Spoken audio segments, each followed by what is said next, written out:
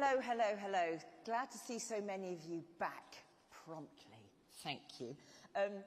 We're going to have a panel now on the UK creative industries. Can I just tee you up with this stat? The UK creative industries are worth £125 billion to the UK economy.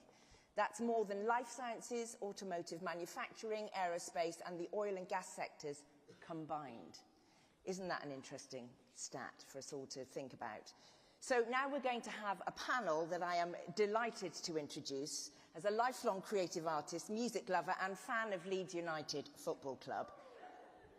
I am delighted to introduce the brightest and best from the world of sport, music and the arts on a panel chaired by the Right Honourable Lisa Nandy MP, Secretary of State for Culture, Media and Sport. Lisa studied politics at Newcastle University, gaining her Masters in Public Policy from Birkbeck, London. Before entering Parliament, Lisa worked to support vulnerable children, first as a researcher at a homelessness charity, Centrepoint, and then as Senior Policy Advisor at the Children's Society. In 2010, Lisa was elected MP for Wigan and has represented the constituency for the past 14 years. She's also the author of All In, How We Build a Country That Works, arguing that power and responsibility should be handed back to local areas while doing more to draw on the talent and potential of every part of Britain. Lisa is our chair. On our panel, Sir Lucian Grange, CBE, Chairman and CEO of Universal Music Group. Sir Lucian has spent his entire career in the music industry, signing and working with countless worldwide stars, with ABBA, Jay-Z, Elton John, Katy Perry, Queen, Rihanna, the Rolling Stones, Sam Smith, U2 and Amy Winehouse, just some among their number. Over some 30 years, he has consistently championed the development of innovative business models and partnerships with a wide range of technology and media partners around the world.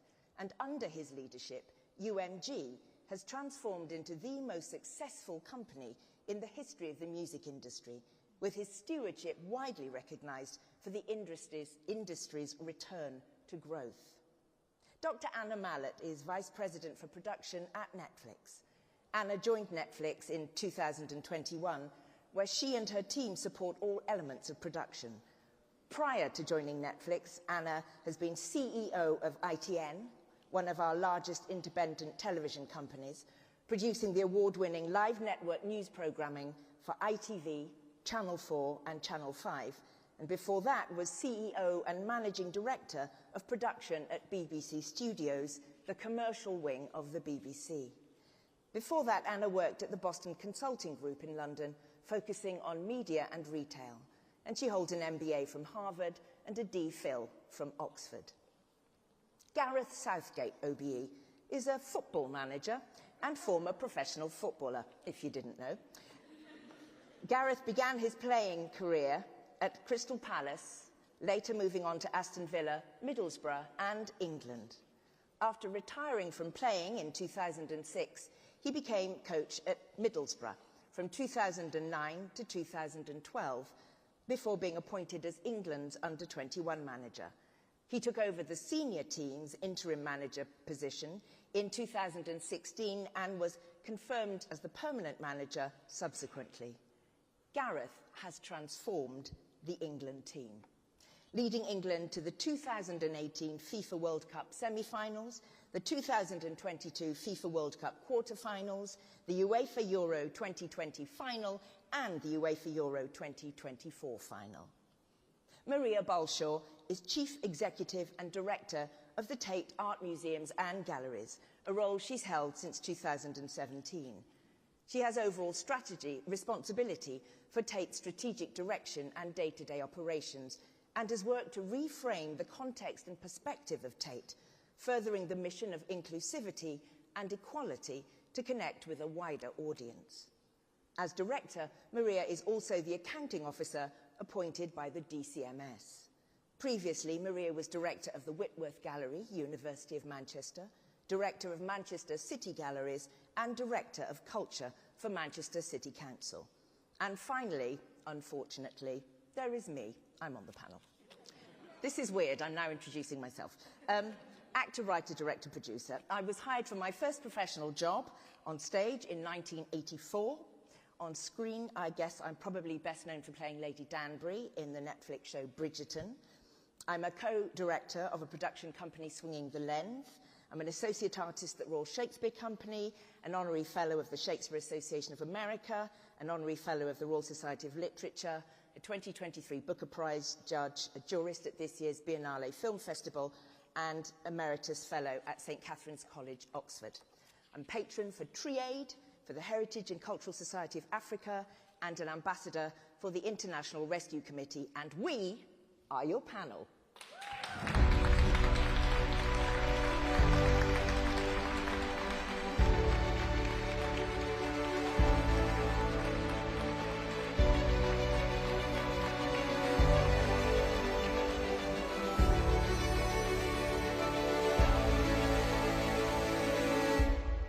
Amazing. You now know absolutely everything about all of us apart from our shoe size. Can you tell I'm excited? My name is Lisa Nandy. I'm I was going to say the Shadow Secretary of State, but thankfully we've now lost the shadows and we're able to really get to grips with the problems facing this country. I'm the Secretary of State for Culture, Media and Sport, and I'm absolutely delighted to be joined by this incredible panel.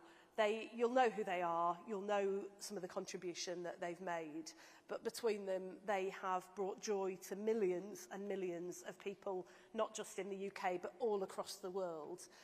They've told a story about the country that we can be, but most importantly for the purposes of today, they've also brought investment flowing into the United Kingdom, created jobs, growth, opportunities for young people in every corner of our country, and I couldn't be more excited that we have elevated the creative industries to be right at the heart of our industrial strategy and Britain's future. You'll know that the creative industries are amongst the fastest growing industries in the UK, with significant opportunities for expansion. There is huge ambition in our country, and I see some of the mayors are sitting in the front row here today. Huge ambition in every part of our country and our nations and regions to capitalise on that. And our government intends to put rocket boosters behind this growing industry in order to future-proof it and put it at the centre of our future national story. From the Edinburgh Film Festival, which I was at earlier in the summer, to the work that is happening with the Birmingham Film Academy and Game of Thrones over in the Welsh Valleys. There is no part of our country that's been untouched by the amazing success stories of sports, film, video games, arts, music, the creative industries in its widest sense. But we know that we can do more to match the ambition that this incredible set of sectors has. We haven't wasted a minute. Bridget Phillipson and I have already launched a review of the curriculum to put the creative subjects right back at the heart of our curriculum where they belong. For too long, culture has been erased from our classrooms and our communities, and we're determined that that's going to change so that we can create that pipeline of skilled labour to power our creative industries through the future. We're working on reforms to the apprenticeship levy to make it work far better for the creative industries. We've introduced an independent film tax credit in recent days to help to make Britain the best place to invest in film, and particularly in independent film that's given us films like Bend It Like Beckham, Trainspotting, and brought joy to millions and millions of people. There's so much more that we can do, and we're going to hear quite a lot from our panel about that today, but we are going to put rocket boosters under our industries, and I am so excited about the possibilities that there are. So what I wanted to do was to start by asking our panel, what do you think those opportunities are, and how do we best go about seizing them?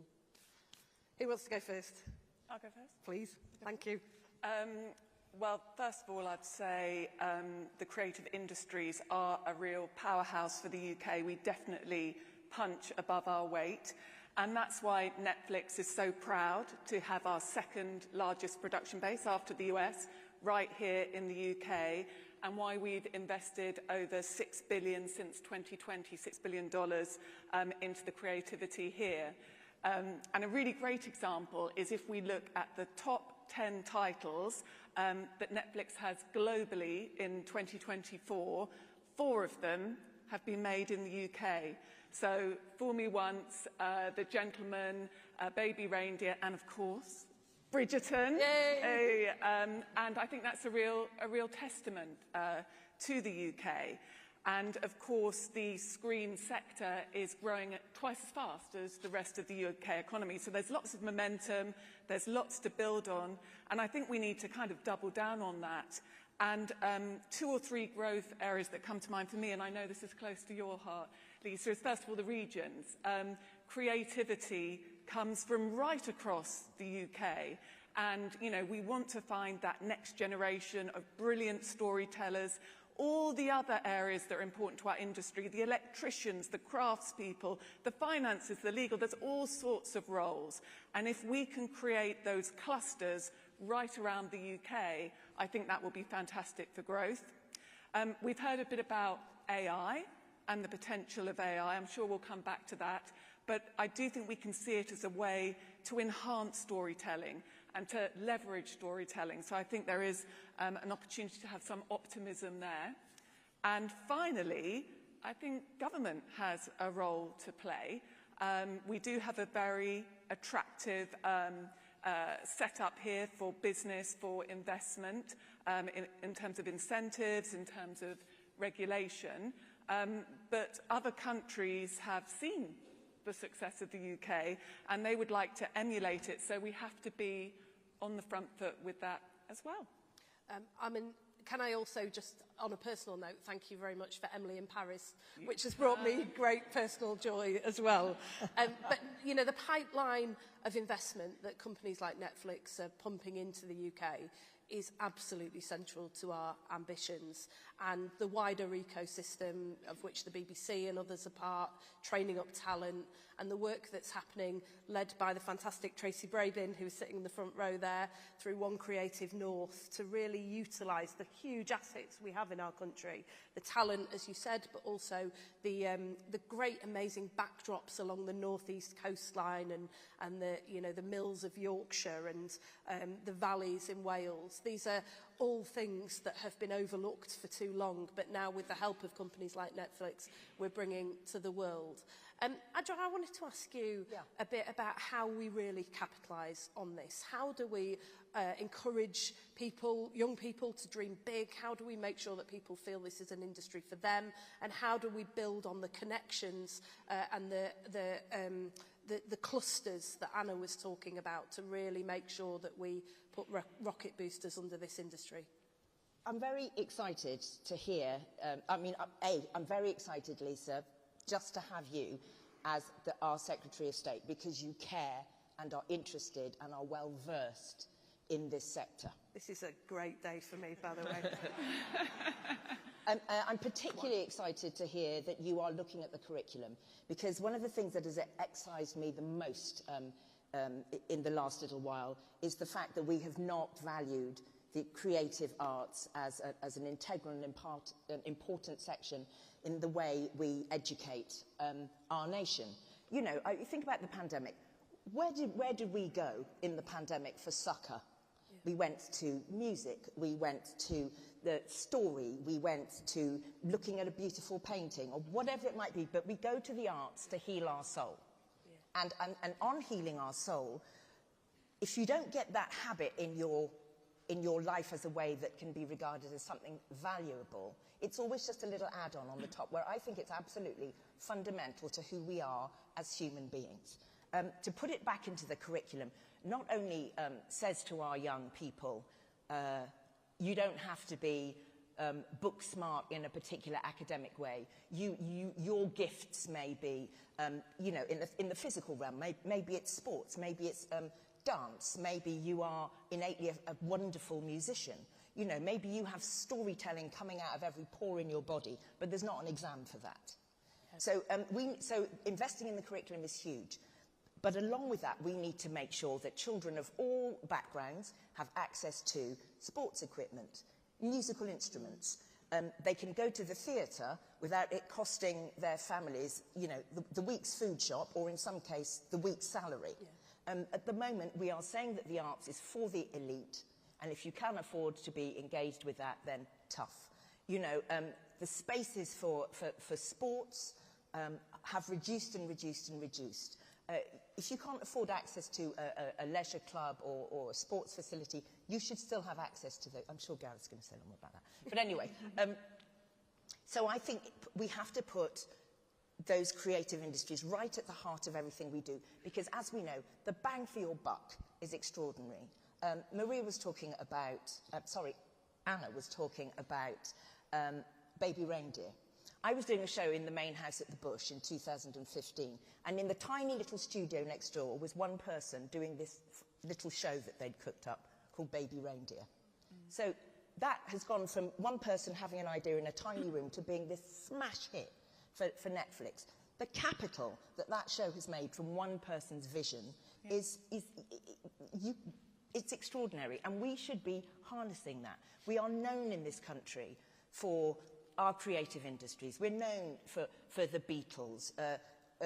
You know, we're known for iconic creative artists, and we need to keep that going, and we need to understand that that comes from all areas of our country. That also means the Mercury Prize winners last year, the Ezra Collective, what's the first thing they did when they got up on stage? They thanked the people that ran their youth clubs. Yeah. We don't have youth clubs anymore. We've got rid of all these spaces where people can come and discover who they are in a supportive and nurturing fashion. And this support and nurture goes to the heart of social capital in this country. A country that cares about its art and is embracing and welcoming of people in is a country that is nourished. People learn about discipline, they learn about application, they learn about resilience, they learn about empathy, they learn about working cooperatively. Maybe that's not going to be their future, but they will take all those skills into whatever it is they do. And when we come together in that way, we come together as a nation. And we need to be coming together now. There's been too much division. We need to be together. And I think the arts can be profoundly effective in that area.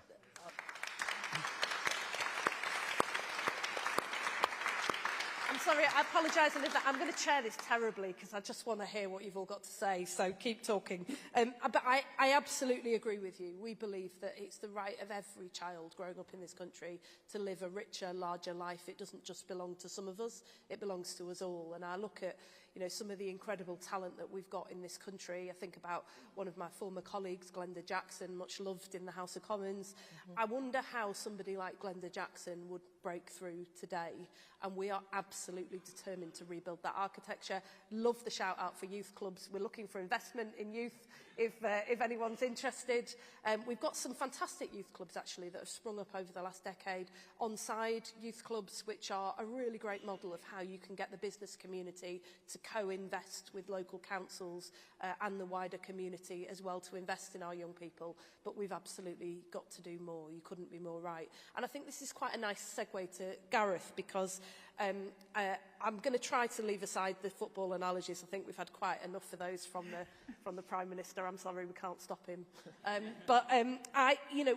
It does occur to me when he was talking about getting the changing room ready and, you know, sorting out the pitch and being able to go and excel, that there is quite a lot that we could learn from football in two ways. One is, you know, you look at the incredible success of something like the Premier League. What can we learn from that for our creative industries and our economy as a whole? And secondly, just on a very personal note, exactly what you just said, Joe, about the division that we've had over recent years. We believe that the creative industries is so important in helping us to become a far more self-confident nation, far more at ease with ourselves, where people in every part of the country know their contribution is seen and valued and see themselves reflected in our national story. For too long, too many people just simply haven't seen themselves in the story we tell ourselves about ourselves as a nation. And we're absolutely determined that that's going to change. This, for us, is an inclusive story about growth and jobs in every part of the country and unlocking the talents of people, regardless of the background they come from or where they happen to live. Now, you, I think, You and Danny Boyle are the two people, I think, who've most given voice to that country in the last decade. Danny Boyle through the 2012 London Olympics opening ceremony, and you in that beautiful, heartfelt letter, Dear England, that caught the imagination of people all over the country. So how do we go about realising that country that we've believed in all of our lives but never quite yet seen? Big question, sorry. Yeah. Well, look, I think the beauty of sport, as with all the other arts, is that it is a meritocracy. You know, it doesn't matter where you're born. You get there through talent, you get there through application, dedication.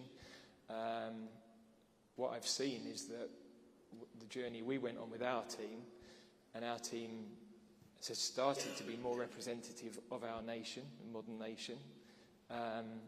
Not quite. We've not quite got players from every community yet, so we're still missing talent, and that's something that football still has to tap into. But people started to recognise that we were standing for everybody, and the English national team didn't always imbue that with its travelling fan base, with the messaging perhaps, and the number of people from different communities that have come up to me through that time and feel they do support the team, feel they are represented on the pitch and in the way that we're representing the country. I think people, when they watch the national team, they want to see themselves. It's a mirror on our nation at times, and sometimes our media have to remember that, because when they're asking questions and being dismissive of other countries, I was always conscious that I'm an ambassador for England, travelling around the world, representing our country, trying to do that in the right way, but also trying to make a difference in being able, in my role, to have a voice that could make a difference here. So I think there are so many areas we can go into. I can't speak better than the show has to talk about. Let's leave the emotion of Wigan winning the Super League, for example, and what sport that can, can do emotionally. But the business side, actually, listening to the Prime Minister this morning, the Premier League is an absolute shining example of exactly what he's talking about. I was playing when the Premier League was formed, and we thought English football was good. You know, we thought it was a good product. Nobody really wanted change. And the visionary people that started the Premier League recognised an opportunity. In actual fact, facilities weren't great, stadiums weren't great. Standard of football wasn't as good as other areas in Europe. What they were brilliant at doing was recognising a chance to rebrand. They marketed it brilliantly around the world. They sold the television rights globally, which meant that the weekend became an opportunity where if you were in Mumbai, Shanghai, New York, you can watch the Premier League at a time that it works. So they were creative in changing the kickoff times. Not everybody loved that here, but in terms of what it meant for the global TV rights, that was huge. What did that lead to? The ability to bring in the best talent. And so it became a self-fulfilling prophecy. The best players wanted to come here, which meant the product improved, which meant outside investment from abroad, which the Premier League has, right across the board, and has made the product stronger and stronger. And equally, now we've faced those challenges of how do you keep tradition but encourage modernisation, and how do you make sure that there's enough regulation without the sort of unintended consequences currently in the Premier League of restricting investment, because the beauty of the growth of it has been to allow investment and allow the product to grow. So there are lots of really good lessons to learn, I think, from that journey. It makes me, it hurts my soul, but I think we're going to hear more footballing analogies from the Prime Minister off the back of that. But it is genuinely really interesting to hear you talk in that way, because so much of what you just said echoed the conversation that the Prime Minister and Eric Schmidt were just having on this stage just a few moments ago. And it's genuinely very exciting that we can learn from some of the great British success stories in order to create more. Anna, I wanted to ask you about streaming, because streaming has been a game changer. How optimistic do you think we should be about the future? I'm always optimistic. It's good to be optimistic. Look, I think the creative industries have always gone hand in hand with new technology, so the radio, the TV, the internet, and as you say, Netflix through streaming transformed how audiences can enjoy content. So of any time, any place, anywhere, and that stimulated a huge amount of growth. So I am optimistic because I think our sector is really good at working with technology.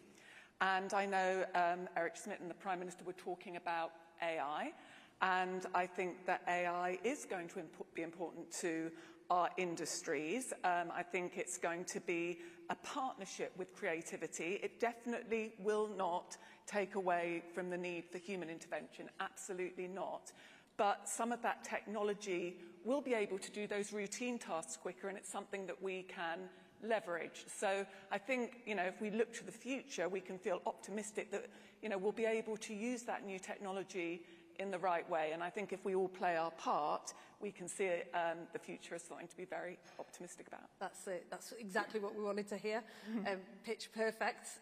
Talking of pitch perfect, Lucian, can I ask you about the music industry? Obviously, technology has opens up huge opportunities for the music industry. But I'm also really interested in the power of music to connect people here in the UK and all over the globe. This time last year, I was at the UN General Assembly in New York, where we were grappling with the major challenges of conflict, of climate change, of a fracturing political world order. And just down the road at the Grammys party, there was a completely different story being told about the power of music to connect people, even at times when it feels that there is so much division. And Britain was right at the centre of all of that. I wonder if you could talk a bit about what you think the possibilities are for the music industry.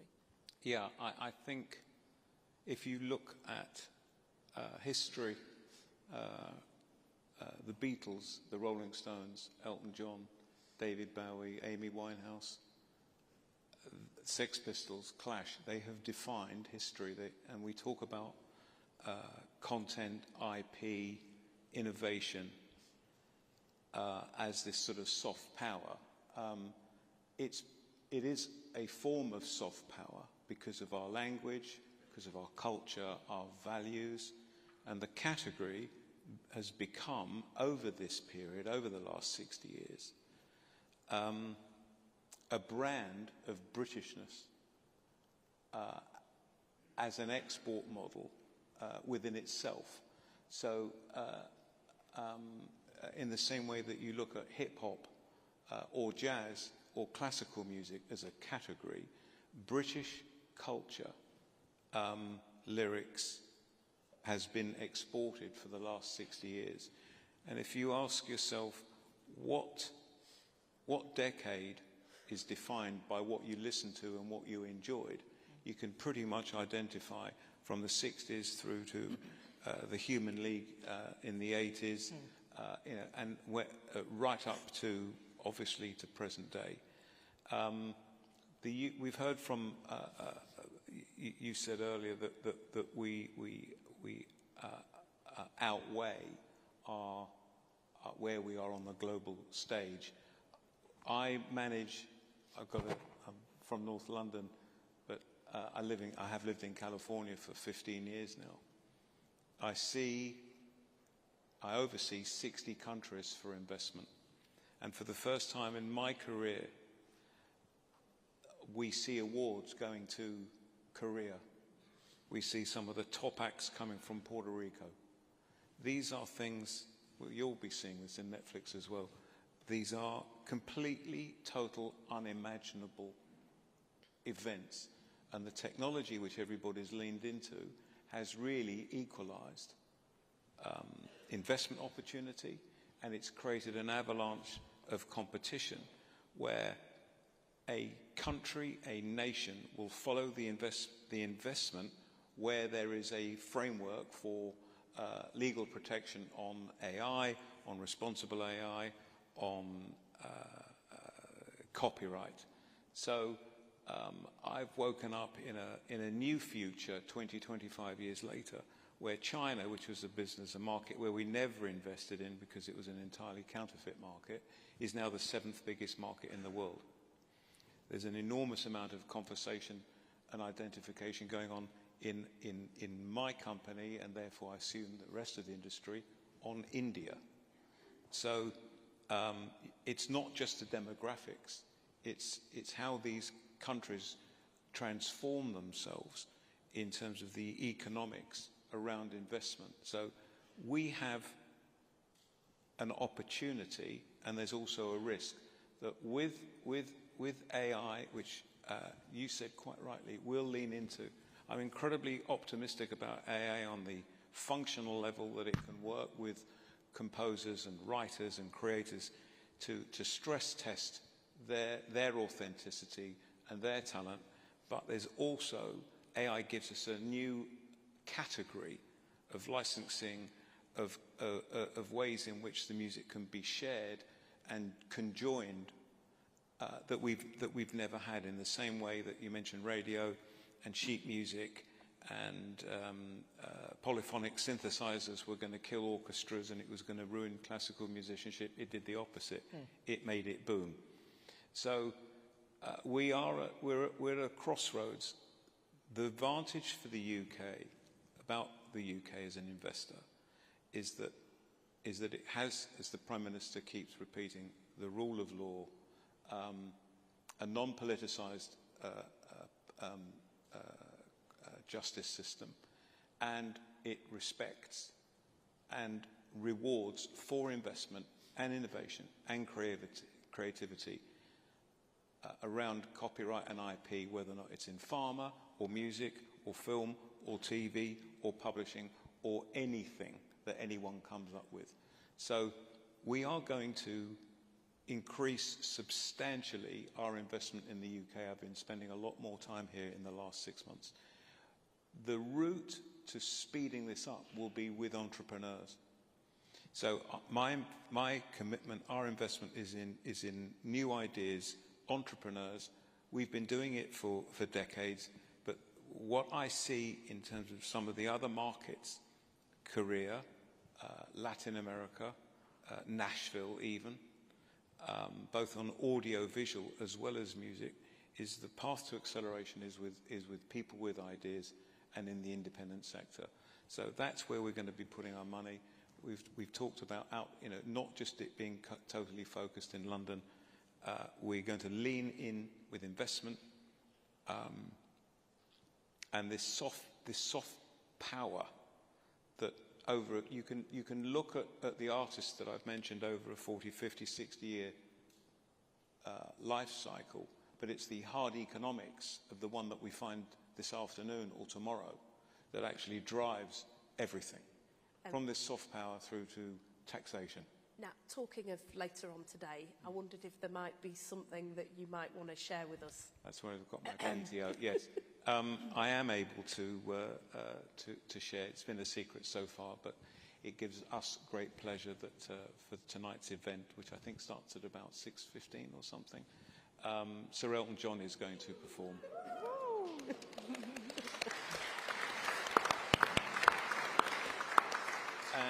And he's someone who really epitomizes everything that I've spoken about. He is iconic. His music, his philanthropy defines Britishness. It defines, he's an ambassador. And so he wanted to be here, so he's going to be performing. I wish you could see the politicians' faces in the front row here. We spend a lot of time in meetings and receptions. We don't get Elton John very often. This is a very exciting day for us. And I love the way that you talked about ambassadors. You used the same phrase as well, Gareth, but I think that just goes to show what these industries do for our country and do for the world if we get it right. And Maria, last but not least, because our heritage and cultural sector is an incredible crown jewel in Britain, perhaps hasn't had the attention that it's deserved. But when I look at organisations like the Tate, what they do, in Liverpool, in London, all over the country, it's the most incredible thing. But like so many other parts of the creative industries, there's intense competition for investment. What would your message be to people who are thinking about investing here rather than, say, France or the US? What's our USP? Absolutely. Well, I mean, the visual arts in this country is genuinely world-leading. Dame Tracy Emin is a name as well known, I would say, as Sir Elton John. And she welcomed 100 visitors to her studio here in London last week during the Frieze Art Fair, who came high net worth individuals from all over the world. She talked about a painting that she'd finished the night before. She's a product of our art schools, which are absolutely the best in the world. She's a working class girl who would not have ended up where she was were it not for our art schools. And she invests back in her hometown of Margate. She's created an art school for young people who would otherwise not be able to pay university fees. So she's ensuring that our visual arts and our museums will remain competitive. The mayors sitting along the front row, every single one of those have world-class collections in their cities, whether you talk about Leeds or Liverpool or Manchester, or the contemporary arts that are shown in Margate or Eastbourne or Penzance. It's spread right across our country. And although you'd expect me to talk about artists like Tracy Emin, who is absolutely inspirational, it's also about money. So the Frieze Art Fair last week generated £1.6 billion for the UK economy. The UK's visual art market is 17% of the world market. Wow. More than the rest of Europe altogether. It's third only behind the US and China. And that soft power that you talk about, Lucian, is felt across the continents of this globe. This week, Tate has 2 shows in Shanghai. Ella Natchui, the Ghanaian artist, and our great historic Turner paintings. I understand the Foreign Secretary is going to see it, which I'm very pleased about. But over the last 3 years, 1 million Chinese people have seen Tate shows in that country. And you see that replicated across all of the globe. There are 1 million people who will see Tate exhibitions in this next year across the world. So we are already world leading. For every pound the government gives, we generate 4 more for the economy. But if you invest in the creative sector in this country, you are investing in the best. And you mentioned Korea, Lucian. Hyundai Motor Company are Tate's biggest corporate sponsor. Over 10 years, they have invested £26 million to support things like Korean artist Mira Lee's commission in the Turbine Hall, which opened just last week. Now, if the Korean government thinks it's worth investing in our arts and creativity, and our government does, I think that it's because it is genuinely leading the world. It's amazing. I'm so glad that we gave you the last word, because I think that note is exactly how we feel, that we're so proud of our past when it comes to heritage, culture, arts, sport, music, film, TV, but we are far more excited about the future. Can I just say a big thank you to you all for spending some time listening to the discussion. I hope you've been really inspired by it. Our absolutely clear message is we have the talent, we have the assets here in the UK, and we are absolutely open for business. Big thanks to our panel, and look forward to seeing you all later for a bit of Elton John. Exactly. Thank you. That was so great. I'll go back to the lectern. Well, thank you, panel. A terrific discussion. Bang for the buck, soft power. Fantastic. We've heard from the Prime Minister. We're coming to the end of our morning plenaries. Have your chats off to the side, please, ladies and gents. We're coming to the end of our morning plenaries. We've heard from the Prime Minister, experts, world leaders in the fields of technology, innovation, sports and the arts. And now, distinguished guests, it's time for you to choose to attend one of 2 breakouts. The health tech ecosystem, turning data into decisions.